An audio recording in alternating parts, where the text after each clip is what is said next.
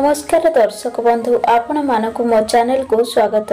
दर्शक बंधु 22 सेप्टेम्बर 2025 सोमवार दिन पड़िबा को जाउअछि नवरात्रि। तेणु एही नवरात्रि पावन पर्व रे आपण माने जदि एही गछ को छुई दियंती आपनक जीवन रे चलीथिबा समस्त दुख कष्ट दूर होइजिबो। कारण एही वर्ष माँ दुर्गा हाथी उपरे सवार होई मर्त्य मंडल को भक्त मानकु दर्शन दउछंती। तेणु एही 9 दिन रे आपण माने जो भी उपाय करिथांती ताहा रामबाण भली काम करिथाए। कारण एही समय रे माँ दुर्गा अत्यंत प्रसन्न मुद्रा रे रहिथांती। तेणु एही समय रे जदि आपण माने जो भी उपाय करिवे ताहा अत्यंत फल प्राप्त होइथाए। जेतेबेले पृथ्वी पृष्ठरे अन्याय अत्याचार बढ़ी जाए एवं पापर मात्रा बढ़ी जाए सेतेबेले माँ निजर रूप को धारण करी पृथ्वी पृष्ठ को पापर विनाश पाई जन्म ग्रहण करिथांती एवं धर्मर प्रतिष्ठा करिथांती। सेहीपरि जो व्यक्ति उपरे माँ दुर्गा प्रसन्न होइथांती सेमानक जीवन रे सबु किछि परिवर्तन होइथाए। सेही व्यक्ति अत्यंत भाग्यशाली होइथाए। सेमानक घरे सुख समृद्धि वृद्धि पाइबाकू लागिथाए। कारण जेउ घरे माँ दुर्गांकर आगमन होइथाए सेही घरर सदस्य मानकर चाली चलनी रंग ढंगरे बहुत किछि परिवर्तन होइथाए। सेही घर स्वर्ग सहित समान होइथाए। सेही घरे केबे मध्य दुख दरिद्रतार बास होई नथाए। सर्वदा सुख समृद्धि वृद्धि पाइबाकू लागिथाए। एही पावन पर्व रे आपण माने जदि माँ दुर्गा को प्रसन्न करि पारिले ताहाले आपनक जीवन धन्य होइजिबो। दर्शक बंधु एही नवरात्रि रे आपण माने जदि एही गछर वृक्ष को छुई दियंती ताहाले आपनक जीवन रे चलीथिबा समस्त दुख कष्ट रु मुक्ति मिलिबो। तबे एही कथा जानिबा पूर्वरु वीडियो को शेष पर्यंत देखंतु एवं आम चैनल को सब्सक्राइब करंतु एवं कमेंट सेक्शन रे जय माँ दुर्गा निश्चय लिखंतु। तेबे दर्शक बंधु आसंतु जानिबा एमिति केउ गछ को छुईबा द्वारा माँ दुर्गांकर आशीर्वाद प्राप्त होइथाए एवं जीवन रु सब दुख कष्ट दूर हो जाइथाए। तेबे चलंतु जानिबा। बंधु आम हिंदू धर्म रे माँ दुर्गांकर अनेक स्वरूप विषय रे वर्णना करा जायछि। सेथि मध्य रे वृक्ष को मध्य शामिल करा जायछि। आजिर एही वीडियो रे मु एपरि किछि वृक्ष विषय रे कहिबाकू जाउछि जेउ वृक्ष को देव वृक्ष बा देवी वृक्ष मना जाइथाए एवं आपण माने जानती आम हिंदू धर्म रे वृक्षलतार मध्य महत्व रहिछि। वृक्षलता गुडी को आमे देवी देवता सदृश पूजा करिथाउ। आमर धार्मिक मान्यता अनुसार आमे वृक्षलता गुडी को देवी देवता भाबरे पूजा करिथाउ। वैज्ञानिक मत अनुसार मध्य वृक्षलता आम जीवनर केंद्र होइथांती। कारण आमे बंचिबा पई अम्लजान मिलिथाए ताहा आमे वृक्ष ठारू। वृक्षलता माने निजे खरा वर्षा सही आमको शीतलता प्रदान करिथांती। एपरि किछि वृक्षलता रहिछि जाहाकू आमे नवरात्रि रो पावन पर्व रे कौनसी भी दिन छुई दियंती आपनक जीवन रे चलीथिबा सबु समस्या गुड़िक दूर हो जाइथाए। आम धर्मशास्त्र रे वृक्षलता गुड़िक बहुत गुणकारी मना जाइथाए। अनेक गुड़िए बेमारर उपचार मध्य एही वृक्षलता मध्यरे लुचि रहिथाए एवं भगवान श्रीकृष्ण गीतारे कहिचंती जे वृक्ष मध्यरे राजा हेउची उस्त गछ। कारण सबु गछ मध्यरु सर्वाधिक आयु उस्त गछर ही होइथाए। उस्त गछर भगवान विष्णुंकर स्वरूप बोली कुहा जाइथाए। दर्शक बंधु आमर हिंदू धर्म अनुसार एपरि अनेक वृक्ष रहिछि जेउ माने अत्यंत कल्याणकारी होइथांती। जदि आपण एही वृक्ष गुडी को छुई दियंती तो आपनक जीवन रे चलीथिबा सबु समस्यार अंत घटिथाए। विशेष करी नवरात्रि समय रे एहार प्रभाव अनेक गुण बढ़ी जाइथाए। कारण नवरात्रि समय को शक्तिर पर्व बोली मना जाइथाए। कारण एही समय रे अचेत वस्तु मध्य चेतना प्राप्त होइथाए। अर्थात एही समय रे ଯେଉଁ ଶକ୍ତି ଆମ ଧରିତ୍ରୀକୁ ଆସିଥାଏ, ଆମର ଜୀବଜନ୍ତୁ ପଶୁପକ୍ଷୀ ଏମିତି ନିର୍ଜୀବ ବସ୍ତୁ ମଧ୍ୟରେ ମଧ୍ୟ ପ୍ରାଣ ଜାଗିଥାଏ। କାରଣ ଏହି ସମୟରେ ମାଙ୍କର 9ଟି ସ୍ୱରୂପ ମଧ୍ୟ ପୂଜା କରାଯାଇଥାଏ ଏବଂ ଏହି 9ଟି ସ୍ୱରୂପ କେତେ ଶକ୍ତିଶାଳୀ ଅଟନ୍ତି ଏହା ଆପଣମାନେ ସମସ୍ତେ ଜାଣିଛନ୍ତି। ତ ଆଜିର ଏହି ଭିଡ଼ିଓରେ ମୁଁ ଆପଣଙ୍କୁ 3ଟି ବୃକ୍ଷ ବିଷୟରେ କହିବାକୁ ଯାଉଛି। ଯଦି ନବରାତ୍ରିର କୌଣସି ବି ଦିନରେ ଏହି ବୃକ୍ଷକୁ ଛୁଇଁ ଦେଇ ଆସନ୍ତି ତ ନିଶ୍ଚିତ ଭାବରେ ମନସ୍କାମନା ପୂର୍ଣ୍ଣ ହେବା ସହିତ ଜୀବନରେ ଚାଲୁଥିବା ସମସ୍ତ ଦୁଃଖ କଷ୍ଟରୁ ମଧ୍ୟ ମୁକ୍ତି ମିଳିଥାଏ। ପ୍ରଥମ ବୃକ୍ଷ ହେଉଛି ବେଲବୃକ୍ଷ। ଏହି ବେଲବୃକ୍ଷ ମା ପାର୍ବତୀଙ୍କ ଝାଳରୁ ଉତ୍ପନ୍ନ ହୋଇଅଛି। ସ୍କନ୍ଦ ପୁରାଣ ଅନୁସାରେ ମା ପାର୍ବତୀ ଦେବୀଙ୍କର ଏକ ସ୍ୱରୂପ ଅଟନ୍ତି, ଅର୍ଥାତ ନବଦୁର୍ଗା ମଧ୍ୟରୁ ମା ପାର୍ବତୀ ଜଣେ ଅଟନ୍ତି। ବେଲବୃକ୍ଷର ଡାଳରେ ମା ପାର୍ବତୀ, ମୂଳରେ ବ୍ରହ୍ମା, ମଧ୍ୟରେ ବିଷ୍ଣୁ ଏବଂ ଅନ୍ୟ ସମସ୍ତ ଅଂଶଗୁଡ଼ିକରେ ଭଗବାନ ମହାଦେବଙ୍କର ବାସ ହୋଇଥାଏ।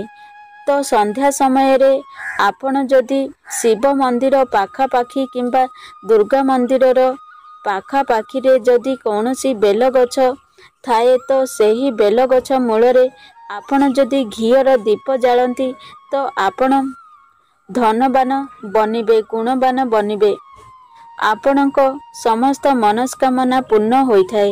ଆମର ଧର୍ମଶାସ୍ତ୍ରରେ ଏପରି ମଧ୍ୟ ଉଲ୍ଲେଖ ରହିଛି ଯେ ଏହି ନବରାତ୍ରି ସମୟରେ ମା ଦୁର୍ଗାଙ୍କର ସ୍ମରଣ କରି କୌଣସି ବି ବ୍ୟକ୍ତି ବେଲବୃକ୍ଷକୁ 7 ଥର ଛୁଇଁ ଦିଅନ୍ତି ତ ଯେଉଁ ବ୍ୟକ୍ତିମାନେ ଏହି ସମୟରେ ବ୍ରତ ଉପବାସ ରଖିଛନ୍ତି ତାଙ୍କର ଥକାପଣ ଦୂର ହେବ। ଏହି ସମୟରେ ଆପଣ ବ୍ରତ ରଖୁଛନ୍ତି, ଉପବାସ ରଖୁଛନ୍ତି ତ ଉପବାସ କାରଣରୁ ଆପଣଙ୍କ ଭିତରେ ଥକାପଣ ହୋଇଥାଏ। ମାତ୍ର ଆପଣ ଯଦି ବେଲଗଛକୁ 7 ଥର ଛୁଇଁ ଦିଅନ୍ତି ତେବେ ତୁରନ୍ତ ହିଁ ଆପଣଙ୍କ ମଧ୍ୟରୁ ଥକାପଣ ଦୂର ହୋଇଯାଇଥାଏ। ଦର୍ଶକ ବନ୍ଧୁ, ଅନେକ ସନ୍ଥ ମହାପୁରୁଷ ବେଲପତ୍ର ଖାଇ ତପସ୍ୟା କରିଥାନ୍ତି ଏବଂ ଅନେକ ସିଦ୍ଧି ମଧ୍ୟ ପ୍ରାପ୍ତ କରିଥାନ୍ତି। ଦର୍ଶକ ବନ୍ଧୁ, ଧର୍ମଶାସ୍ତ୍ର ଗୁଡ଼ିକରେ ବର୍ଣ୍ଣିତ ଅଛି ଯେ ଆପଣ ନବରାତ୍ରି ସମୟରେ ବେଲପତ୍ର ସେବନ କରିଥାନ୍ତି ତ ଯେଉଁ ବ୍ୟକ୍ତିମାନେ ଲମ୍ବା ସମୟ ଧରି କୌଣସି ମନ୍ତ୍ରର ଜପ କରୁଛନ୍ତି ଏବଂ ସିଦ୍ଧିପ୍ରାପ୍ତ କରିପାରୁନାହାନ୍ତି ତ ଆପଣ ଏହି ନବରାତ୍ରି ସମୟରେ ବେଲଗଛ ମୂଳରେ ଘିଅର ଦୀପ ଜାଳନ୍ତି ତ ନିଶ୍ଚିତ ଭାବରେ ଆପଣଙ୍କର ସମସ୍ତ ମନସ୍କାମନା ପୂର୍ଣ୍ଣ ହୋଇଥାଏ ଏବଂ ଆପଣଙ୍କୁ ଅନେକ କାର୍ଯ୍ୟରେ ମଧ୍ୟ ସଫଳତା ମିଳିଥାଏ। ଏବଂ ଯେଉଁ ବ୍ୟକ୍ତିମାନଙ୍କର ଲମ୍ବା ସମୟ ଧରି କୌଣସି କାର୍ଯ୍ୟ ମଧ୍ୟ ହୋଇପାରୁନାହିଁ ତ ଆପଣ ପ୍ରତ୍ୟେକ ଦିନ ନବରାତ୍ରି ସନ୍ଧ୍ୟା ସମୟରେ ବେଲଗଛ ମୂଳରେ ଘିଅର ଦୀପ ଜାଳନ୍ତୁ। ଏବଂ କୌଣସି ବି ବ୍ୟକ୍ତି ନବରାତ୍ରି ସମୟରେ ବେଲଗଛ ମୂଳରେ କ୍ଷୀର ଅର୍ପଣ କରନ୍ତି ତ ଆପଣଙ୍କର ସବୁ ରୋଗ ବ୍ୟାଧି ଦୂର ହୋଇଥାଏ। ଏବଂ ଯଦି ଆପଣ ଗଙ୍ଗା ଜଳରେ ସିନ୍ଦୁର ମିଶାଇ ବେଲଗଛରେ ଲଗାନ୍ତି ତେବେ ଦାରିଦ୍ର୍ୟତା ଦୂର ହୋଇଥାଏ। ଏବଂ ଜଳରେ କଳା ରାଶି ମିଶାଇ ବେଲଗଛ ମୂଳରେ ଅର୍ପଣ କରନ୍ତି ତ ଆପଣଙ୍କୁ ସୌଭାଗ୍ୟବତୀ ପ୍ରାପ୍ତ ହୋଇଥାଏ। ଏବଂ ଆପଣମାନେ ଜାଣି ରଖିବା ଉଚିତ ବେଲଗଛରେ 3ଟି ପତ୍ର ରହିଥାଏ। ତ୍ରିଶାଖା ବେଲପତ୍ର ହୋଇଥାଏ। ଗୋଟିଏ ପତ୍ରକୁ ମା ମହାକାଳୀ, ଗୋଟିଏ ପତ୍ର ମା ଲକ୍ଷ୍ମୀ ଏବଂ ଅନ୍ୟ ପତ୍ରକୁ ମା ସରସ୍ୱତୀଙ୍କ ସ୍ୱରୂପ ବୋଲି ମନାଯାଇଥାଏ। ତ ଏହି 3ଟି ପତ୍ରରେ ଓମ୍ ହ୍ଲିଂ କ୍ଲିଂ ଲେଖି ସେହି ପତ୍ରକୁ ଆପଣ ମା ଦୁର୍ଗାଙ୍କୁ ଅର୍ପଣ କରନ୍ତି। ସିନ୍ଦୁରରେ ସେହି ମନ୍ତ୍ରକୁ ଲେଖି ଅର୍ପଣ କରନ୍ତି। ତାଙ୍କର ସମସ୍ତ ମନସ୍କାମନା ପୂର୍ଣ୍ଣ ହୋଇଥାଏ ଏବଂ ପ୍ରତ୍ୟେକ କାର୍ଯ୍ୟରେ ଆପଣଙ୍କୁ ସଫଳତା ମଧ୍ୟ ପ୍ରାପ୍ତ ହୋଇଥାଏ।